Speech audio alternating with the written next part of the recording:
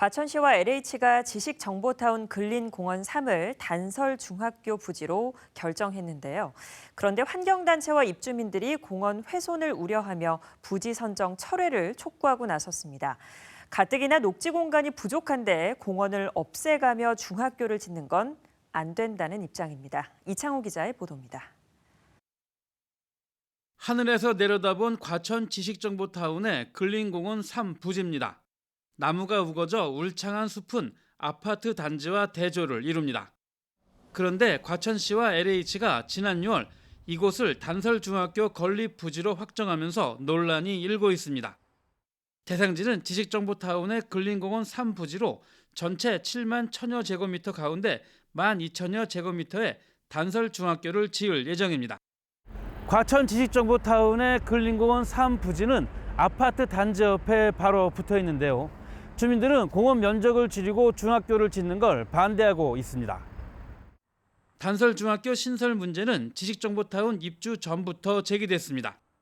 당시 입주 예정자들은 중학교 신설을 요구했고 과천시와 LH는 부지를 찾던 끝에 결국 공원 부지로 결정했습니다.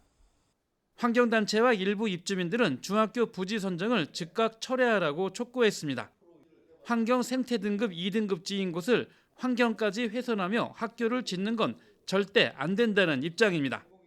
사전에 없던 시설을 갑자기 늘어나는 인구에 대비해서 신도시 수에 비해서 주민들의 도심지 생태 녹지 공간을 그마저 뺏어서 학교를 행성한다는 것 자체가 사실상 행정적으로 불법하다는 판단이고, 과천시가 근린공원 3 부지에 단설중학교 건립을 위한 설문조사도 문제 삼았습니다. 과천환경사랑연합회는 일부 아파트 단체를 통한 엉터리 조사로 찬성이 압도적으로 많은 것처럼 보이게 했다며 자체 서명운동에서는 반대하는 주민이 훨씬 많았다고 강조했습니다. 따라서 잘못된 조사라 추진하는 건 납득할 수 없다며 공원 부지에 중학교를 짓는 문제는 즉각 철회해야 한다고 강조했습니다. 저희는 환경보호 차원, 그다음에 녹지보호 차원에서 이걸 시작을 했는데 지금 이렇게 진행되는 부분을 그냥 좌시할 수는 없다. 그래서 지난 1개월 반 동안 이런 조사도 했고, 지금 민원 내용도 파악을 했고, 서명 작업도 진행을 했습니다. 저희들이 지난 8월 달에 단 10일간의 서베이를 했는데도 불구하고 1,700명의 시민들이 이 근산지구의 학교 부지 지정에 대해서 반대 의견을 표명해 주셨습니다. 단 10일입니다. 과천환경사랑연합회는 이와 함께 집안이 안반인 곳을 판에서 공사를 할 경우 지식정보타운의 무량판 구조 아파트들은 큰 피해를 입을 거라는 우려도 표명했습니다.